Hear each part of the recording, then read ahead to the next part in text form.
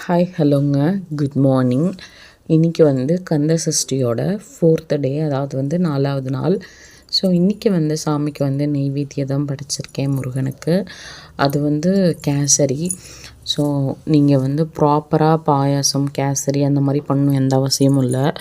ஒரு பனங்கற்கண்டை இல்லை பொட்டுக்கடலை சர்க்கரை அவள் பனங்கற்கண்டு அந்த மாதிரி உங்களால் முடிஞ்சதை எல்லாம் உலர்ந்த காஞ்ச திராட்சை இருக்குது பார்த்தீங்களா, அது கூட நீங்கள் வச்சு படைக்கலாம், எந்த பிரச்சனையும் இல்லை. ஸோ இன்றைக்கி அப்படி தான் டே ஸ்டார்ட் ஆச்சு.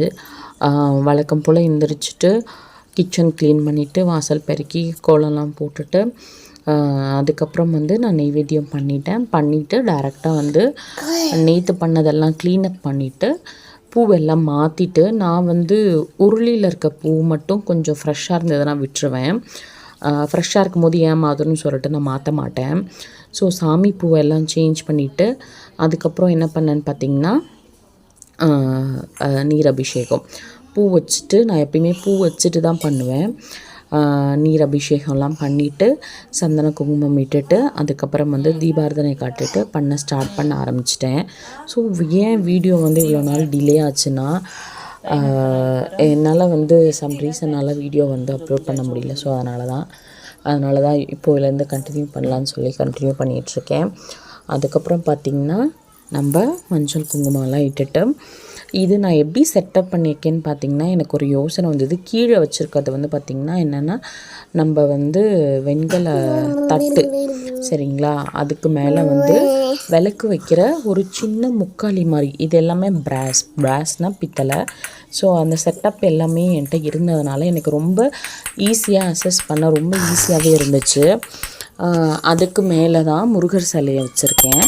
அதுக்கு கீழே இருக்க சிலை வந்து நாங்கள் முத்துமலை முருகன் போயிருந்தோம் இல்லையா, ஸோ அப்போ வாங்கின சிலை தான் அதுவும் கூட. ஸோ இதெல்லாம் பண்ணி முடிச்சுட்டு இப்போ தீபாரதனை காட்ட ஆரம்பிச்சிட்டேன். மார்னிங் சீக்கிரமாகவே வந்து நான் ஃபஸ்ட் டே மட்டும்தான் என்னால் சீக்கிரமாக மார்னிங் பண்ண முடிஞ்சுது. ஏன்னா மார்னிங் எந்திரிச்சு பாப்பா வந்து ரொம்ப லேட்டாக தூங்குவா. ஸோ பகலில் நம்ம தூங்க முடியாதுன்றதுனால என்ன ஆகுதுன்னா ரொம்ப லேட்டாகுது. அதனால் அவள் 11 o'clock சம்திங் தான் தூங்குவா குட்டிமா. ஸோ இப்போ அவள் தான் வந்து டிஸ்டர்ப் பண்ணிகிட்ருக்கா. நான் வாய்ஸ் ஓவர் கொடுத்துட்ருக்கேன், அவங்க தான் டிஸ்டர்ப் பண்ணிகிட்ருக்காங்க மேடம். அதனால் மார்னிங் வந்து எப்படியும் நான் ஒரு 5 o'clock 5:30 எந்திரிச்சாலும் மற்ற வேலையெல்லாம் முடிச்சுட்டு பூஜை வர 6 o'clock 6:30 ஆகிடும். ஸோ நான் விடிஞ்சதுக்கப்புறம் தான் பூஜையே பண்ண ஸ்டார்ட் பண்ணுவேன். இந்த டைமில் தான் பண்ணணும், அந்த டைமில் தான் செய்யணும்னு சொல்லிட்டு என்னை பொறுத்தவரையும் ரெஸ்ட்ரிக்ஷன் கிடையாது. ஸோ எனக்கு எப்போ பீஸ்ஃபுல்லாக எனக்கு எப்போ ஃப்ரீயாக இருக்கும் நான் அந்த டைமில் சாமி கும்பிடுவேன். அதனால் ஃபஸ்ட் டே மட்டும் பார்த்திங்கன்னா சம்திங் 5 o'clock 5:30க்கெலாம் விளக்கு போட்டு பூஜை பண்ணி எல்லாமே ரெடி பண்ணிட்டேன். ஸோ இதெல்லாம் பண்ணி முடிச்சுட்டு பார்த்தா எனக்கு அது அப்படியே ரொம்ப அழகாக இருக்குங்க. அப்படியே பார்த்துட்டே இருக்கலாம் போல் இருக்கும். ஸோ அதை தான் பார்த்துட்டு உங்கள்கிட்ட நான் பேசிகிட்ருக்கேன். அதுக்கப்புறம் ஓம் முருகா, ஓம் சரவண பவன், நீங்கள் என்ன மனசில் வேண்டியிருக்கீங்களோ அதை நினச்சி நீங்கள் பூ போட்டு நீங்கள் சாமி கும்பிடலாம். நான் வந்து எனக்கு இப்போது பிடிச்ச பாட்டு வந்து கந்த சஷ்டி கவசம் எப்போவுமே ஆன் பண்ணிடுவேன். அப்புறம் இன்னொன்று வந்து ஓம் எனும் பிரணவ மந்திரம், அந்த சாங் வந்து இப்போ ரொம்ப ரொம்ப ஃபேவரட் ஆகிடுச்சு. ஸோ அதை கண்டினியூவாக ரிவோர்ஸ் பண்ணி ஓடிக்கிட்டே இருக்கும். ஒரு மாதிரி மைண்டு அப்படியே பீஸ்ஃபுல்லாக இருக்கும்.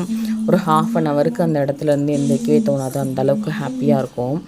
ஸோ அதெல்லாம் இப்போ பண்ணி முடிச்சுட்டு தான் நான் அதுக்கப்புறம் பாப்பாவுக்கு ஸ்கூல் பிரேக்ஃபாஸ்ட் ரெடி பண்ணணும், லன்ச் ரெடி பண்ணணும், எல்லாமே ரெடி பண்ணணும்.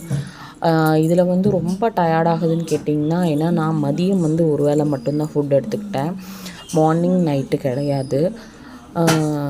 அந்த மார்னிங் மதியம் ஆக 12 o'clock ஆக தான் கொஞ்சம் பசிக்க ஆரம்பிக்கும். டயர்ட்லாம் ஆனதில்லை, ஆனால் பசிக்கும். ஏன்னா நம்ம வந்து ஃபுல் அண்ட் ஃபுல் மீல்ஸ் 3 போர்ஷனுமே சாப்பிட்டுட்டு சடனாக வந்து கட் பண்ணும்போது கண்டிப்பாக பசிக்கும். இன்னொன்று, வாட்டர் இன்டேக் எடுத்துக்கிட்டே இருங்க. அப்படி இருக்கிற மாதிரினா தயவு செய்து விரதம் இருக்கும்போது தண்ணி குடிக்காமல் இருக்காதீங்க. உங்களால் முடிஞ்ச விரதத்தை மட்டும் நீங்கள் எடுக்க பாருங்கள், சரிங்களா. நான் இதை என்னால் பண்ண முடியும் அப்படின்னு தோணா மட்டும் செய்யுங்க, ஓகேங்களா. இல்லைனா தயவு செய்து கடவுளை மட்டும் வேண்டுங்க. ஸோ இந்த வீடியோ உங்களுக்கு பிடிச்சிருக்குன்னு நினைக்கிறேன். பிடிச்சா லைக் பண்ணுங்கள், ஷேர் பண்ணுங்கள், கமெண்ட் பண்ணுங்கள்.